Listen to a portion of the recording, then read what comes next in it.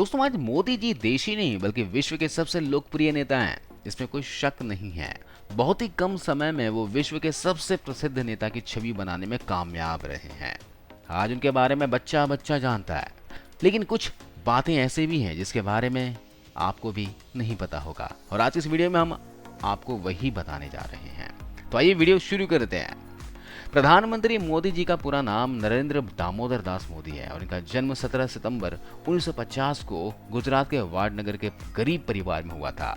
इनके पिता का नाम दामोदर दास मूलचंद मोदी और मां का नाम हीराबेन है। नरेंद्र मोदी जी के 5 भाई बहन हैं, जिनमें उनका नंबर दूसरा है। मोदी जी को बचपन में नरिया कहकर पुकारते थे। मोदी जी के पिता स्टेशन पर चाय की दुकान लगाते थे। मोदी जी भी अपने पिता की चाय की दुकान पर उनका हाथ बटाते थे। मोदी जी बचपन से कुछ अलग थे। वो आम बच्चों की तरह नहीं थे। उन्हें बचपन से देशभक्ति का काम करना बहुत पसंद था। 1962 में भारत चीन युद्ध के दौरान मोदी जी ने ट्रेन में जा रहे फौजियों को चाय पिलाई थी। और यही नहीं, 1965 के भारत पाक युद्ध के समय भी मोदी जी ने वहां से गुजर रहे सैनिकों को चाय पिलाई। मोदी जी ने गुजरात के वाडनगर के ही भगवताचार्य नारायण आचार्य स्कूल से ही अपनी पढ़ाई की शुरुआत की और पढ़ाई में औसत छात्र थे। मोदी जी को बचपन में एक्टिंग का बहुत शौक था, इसलिए वो स्कूल के बाद वाद विवाद नाटकों में भाग लेते और इनाम भी हासिल करते थे। वो एनसीसी में भी शामिल हुए। मोदी जी बचपन से ही निडर थे। वो एक दिन शर्मिष्ठा तालाब से घड़ियाल का बच्चा पकड़कर अपने घर ले आए और माँ के समझाने पर उसे वापस तालाब में छोड़कर आए। वे बचपन में साधु संतों से बहुत प्रभावित थे। वो बचपन से ही सन्यासी बनना चाहते थे। सन्यासी बनने के लिए मोदी जी ने स्कूल की पढ़ाई छोड़ दी और बाद में घर से भाग गए। इस दौरान वो पश्चिम बंगाल के रामकृष्ण आश्रम सहित कई जगहों पर घूमे। मोदी जी बचपन से ही आरएसएस को पसंद किया करते थे और उससे जुड़े भी। 1958 में दीपावली के दिन गुजरात आरएसएस के पहले प्रांत प्रचारक लक्ष्मण राव इनामदार वकील साहब से नरेंद्र मोदी जी को बाल स्वयं सेवक की शपथ दिलाई। मोदी जी बहुत ही मेहनती कार्यकर्ता थे। वो आरएसएस के बड़े से बड़े शिविरों में मैनेजमेंट का हुनर दिखाते। आरएसएस नेताओं के ट्रेन और बस में रिजर्वेशन का जिम्मा उन्हीं के पास होता था। मोदी जी ने तो कई महीनों तक हिमालय के साधुओं के साथ में भी रहे।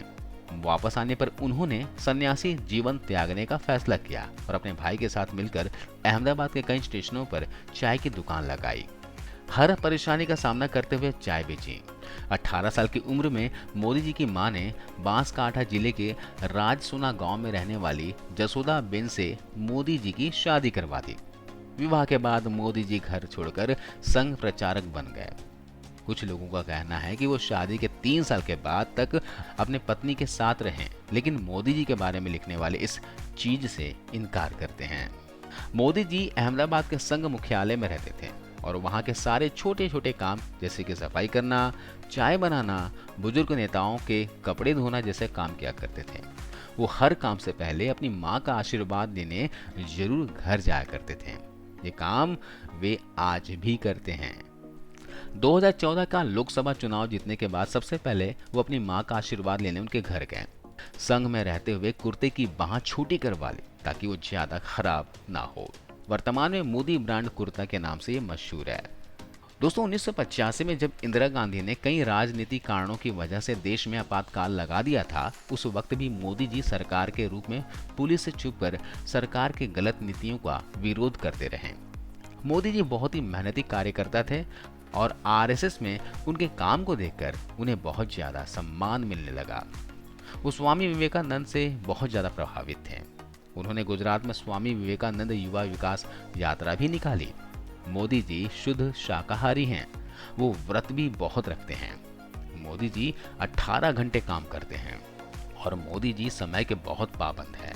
लाल कृष्ण आडवाणी को मोदी जी का राजनीतिक गुरु माना जाता है।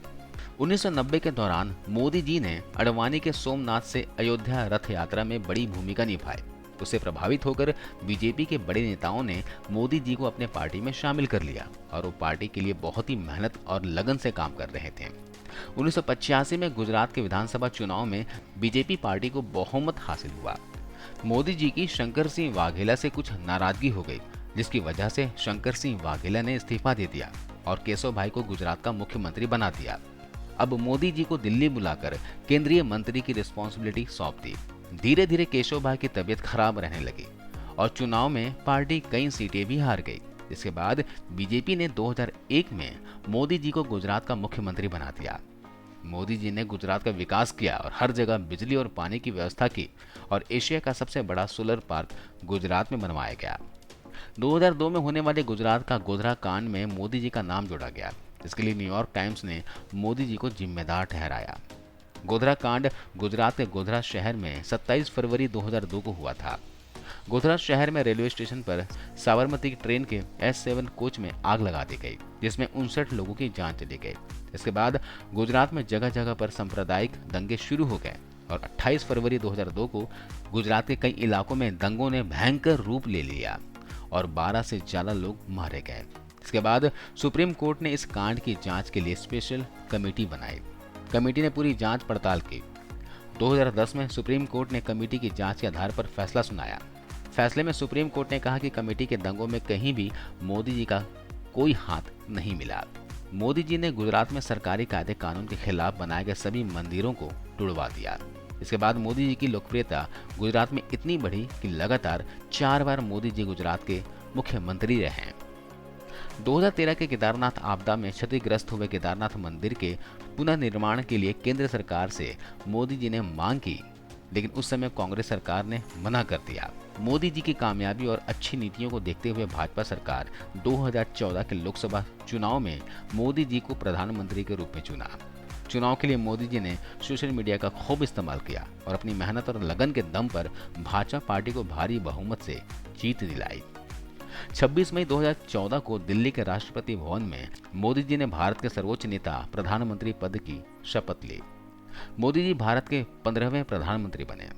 लोगों के लिए वो इतने प्रसिद्ध नेता बन गए कि दोबारा भी बीजेपी पार्टी को ही बहुमत के साथ जीत मिली और 30 मई 2019 को दूसरी बार भारत के प्रधानमंत्री बने। तो आज इस वीडियो में बस इतना ही।